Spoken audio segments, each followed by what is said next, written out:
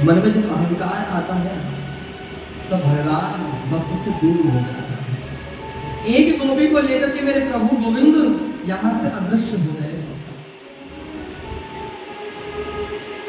जैसे ही प्रभु अदृश्य हुए तो सब गोपियां सो बड़ी दुखी हो गई। अभी तक गोविंद हमारे साथ थे, अभी कहां चले गए हैं? तो वो एक गोपी कौन है? जिनका नाम है श्री राधा रानी। श्रीमद् भागवत महापुराण में कहीं पर भी श्री किशोर जी का नाम उल्लेख नहीं है।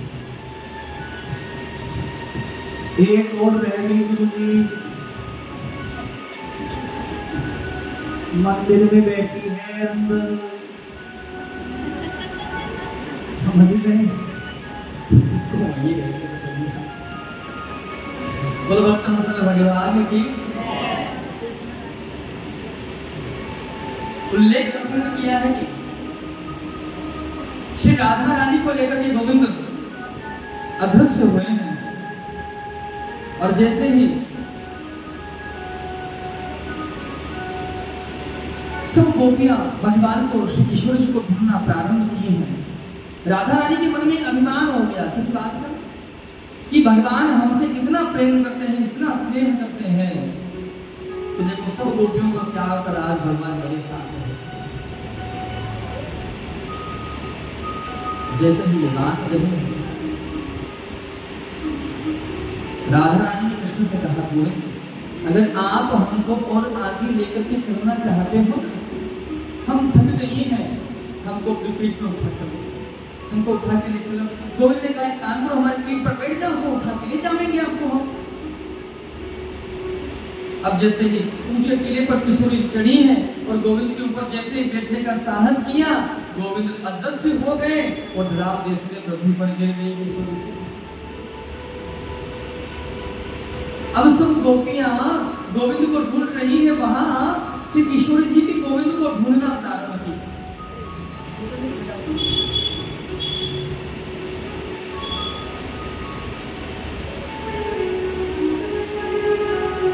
राधा रानी भी गोविंद को ढूंढते हुए गोपियों के समक्ष आई है।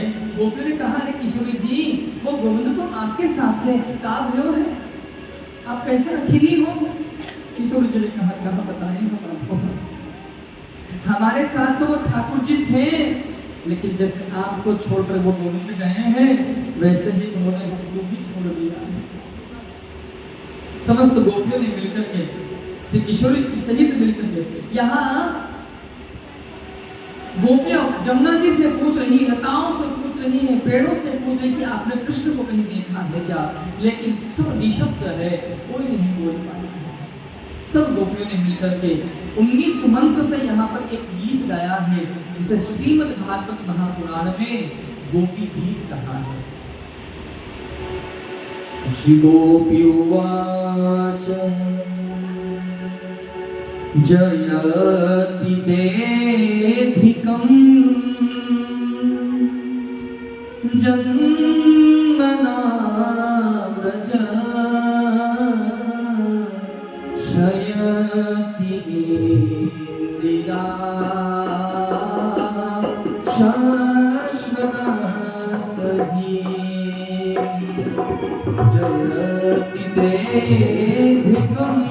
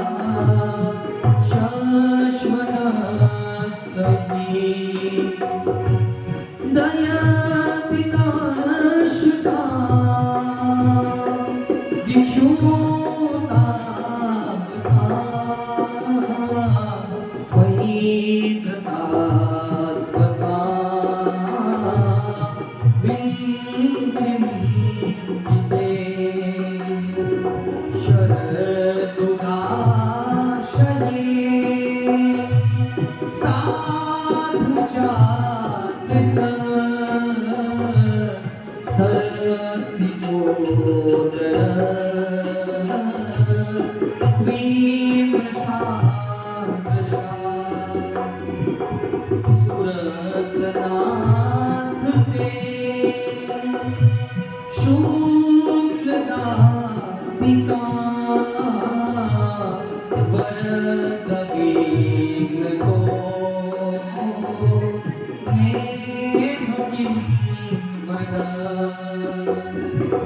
तव कथामृतं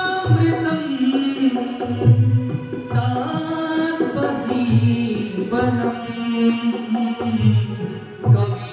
कविगिरिका कोमलशापहम् श्रवणमङ्गलम् श्रीमदाततं भुवि गृह्णन्ति ते भूरिदा जना। 19 अंकों से गोपियां गा रही थी गोविंद में।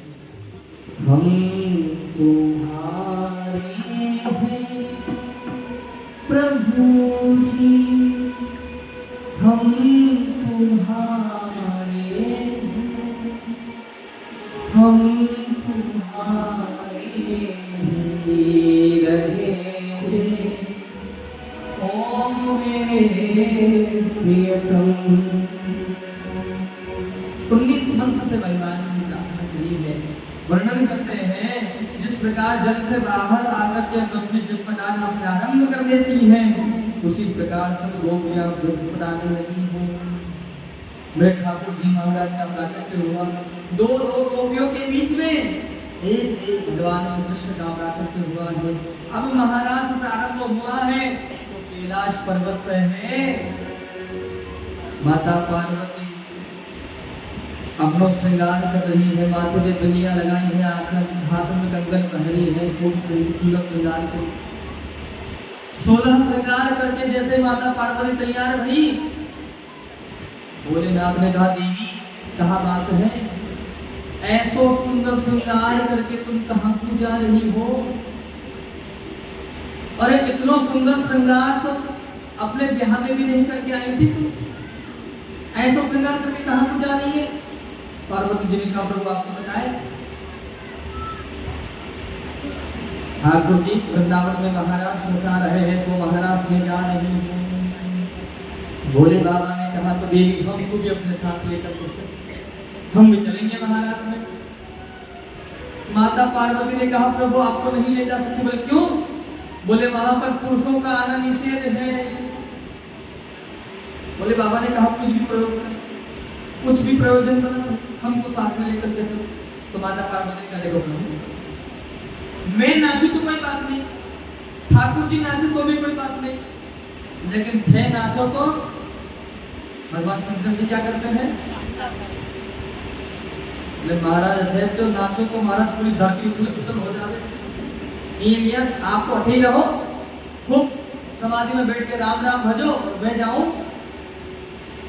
जैसे ये बात कही तो भोले बाबा ने कहा देव तू जहाँ तो सुंदर श्रृंगार करके जा रही है ना, वो क्या है? यूपी है यूपी, और यूपी बिहार तो नाम से ही। बोले अपने साथ में अंगरक्षक बना करके लेकर चल, कभी रास्ते में लूटपाट हो गई तो माता पार्वती ने कहा कोई जरूरत नहीं है। लेकिन पार्वती से बार बार भगवान महादेव ने विनय किया है। तो महाराज भोले बाबा भी महाराज को पधारे आइए, भोले बाबा के साथ पधारते हैं। महाराज पार्वती जी मन्ना के हारी और नामाने त्रिपुरारी वृंदावन। बड़े प्रेम से ताली से बड़े भाव से गाइएगा। ताली बजाने का मन करके बजाइएगा, इससे कोई बात नहीं, जबरदस्ती करना कुछ नहीं।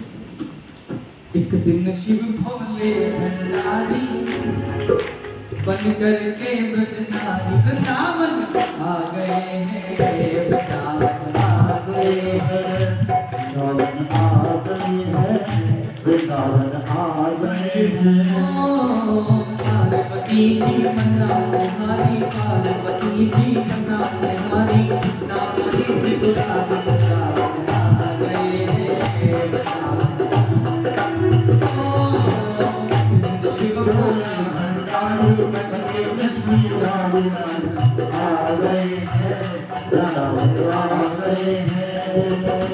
पार्वती जी मन्ना के हारी, पार्वती जी मन्ना के हारी, नामाने त्रिपुरारी वृंदावन आ गए हैं, वृंदावन आ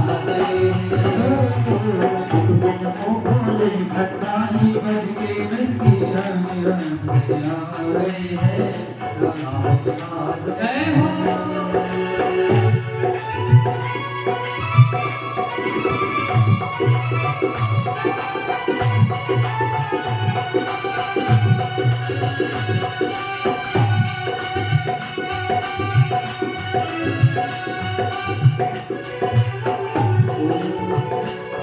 भगवान भोले बाबा ने कहा कि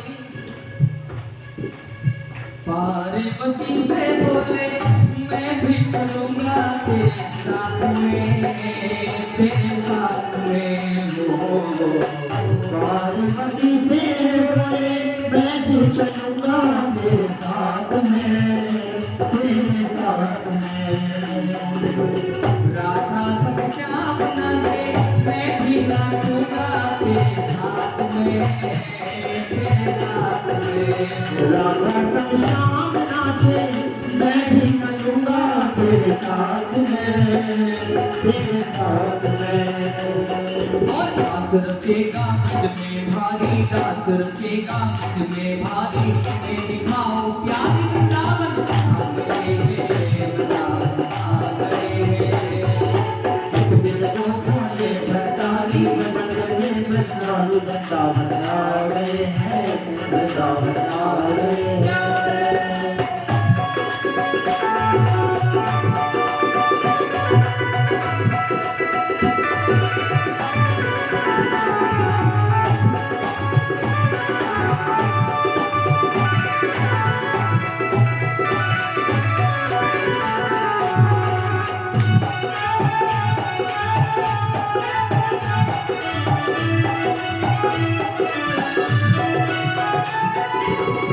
माता पार्वती ने कहा प्रभु आपको कैसे लेके जाओ, कोई समस्या है आपको ले जाने में। बोले बाबा ने कहा क्या समस्या है। बोले जटा जितु वस्त्र खाने वाले कैसे क्या मतलब। भगवान महादेव ने कहा कि ऐसा सजा दो मुझे कोई न जाने इस राज को, इस राज को। ऐसा सजा दो मुझे कोई न जाने इस राज को, इस राज को। और वहां आपसे पूछे कि ये कौन है तो कह देना मैं हूँ सहेली तेरी, मैं हूँ सहेली तेरी, ऐसा बताना पृथ्वीराज को, पृथ्वीराज को।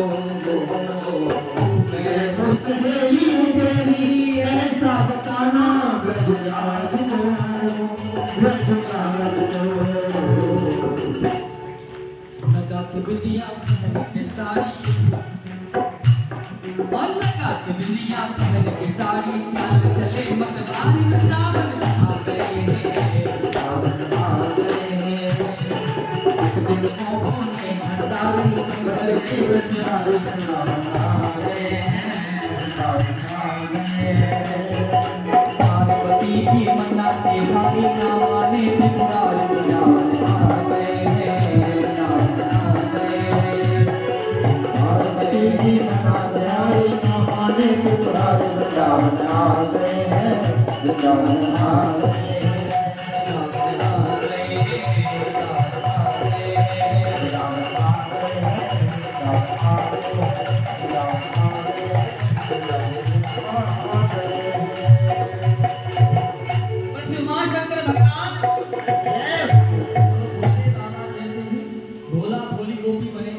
पार्वती जी ने सारी बात बता दी। जब आपसे कहे तो बोलना है, तो बोलना नहीं है, जहाँ खड़े कर दे वहीं खड़े रहना है, हिलना डुलना नहीं है। बढ़िया सी गोटेदार सुबह लाके भोले बाबा को उड़ा दी है, घूंघट मार दिए। अब घूंघट में पतो पड़े नहीं। माता पार्वती ने कहा चलते समय ध्यान रखियो। तो कैसे? बोले ऐसा ना हो महाराज की पकड़े न जाओ कहीं मर्दानी चाल से। ऐसा ना हो कि कोई माताएं चलती और पुरुषों के चलने में बहुत भेद है। भोले बाबा ने कहा जैसा तू कहेगी वैसे ही करेगी, हमें ले चल अपने साथ। पार्वती जी को लेकर के भगवान महादेव को पार्वती जी लेकर के आई और एक कोने में खड़े कर दिए। अब ठाकुर जी सब गोपियों के साथ रास रचा रहे हैं, तो गोविंद ने देखा कि ये एक गोपी दूर खड़ी है, कौन है? ठाकुर जी जैसे महाराज छोड़ करके जाने लगे, पार्वती जी बोल रही, अरे प्रभु क्या कर रहे हो, अभी गड़बड़ कर दोगे सब। अब घूंघट में देख रहे हैं भगवान महादेव। भगवान गोविंद ने कहा, हम देख रहे हैं कि ये गोपी कौन है जो दूर खड़ी है। पार्वती जी बोले, प्रभु ये मेरी सहेली है, मेरे साथ आई है। तो बोले, ये महाराज में क्यों ना आई? बोले, पहली बार है ना, तो इसे लाज आ रही है। ठाकुर जी को महाराज में लेकर के आ गई पार्वती जी, लेकिन गोविंद बड़े खटापटी आदमी है, ये मैं पहले ही बता दी। गोविंद का कथन है कि सीधी चुंगी से घी न निकले तो टेढ़ी नहीं करना, घी को गर्म करके डब्बा ही उल्टा कर लेना। एक बार की बात है कि एक सासू जी थी, वो ध्यान से सुनिए, देखो बड़ा सुंदर वचन सुना। कल्पसूत्र में लिखा वर्णन है, ये कहाँ वर्णन है? कल्पसूत्र एक ग्रंथ है, उसमें वर्णन है। एक बार की बात, एक सासू जी थी, उनका जवाई था। अब जवाई में और जो सासू जी थी ना, उनके बेटी में, दोनों में बनती नहीं थी। तो वो झगड़ा करके वो बहू जो है, उस व्यक्ति की जवाई की पत्नी जो थी, दोनों सासू की बेटी, वो रूठ करके अपने घर आ गई।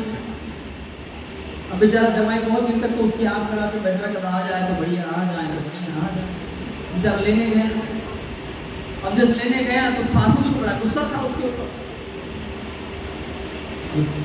जवाई से प्रेम होता है ना, तो देखो घर में चाहे नमक ना हो, लेकिन मटर पनीर जरूर बनेगा।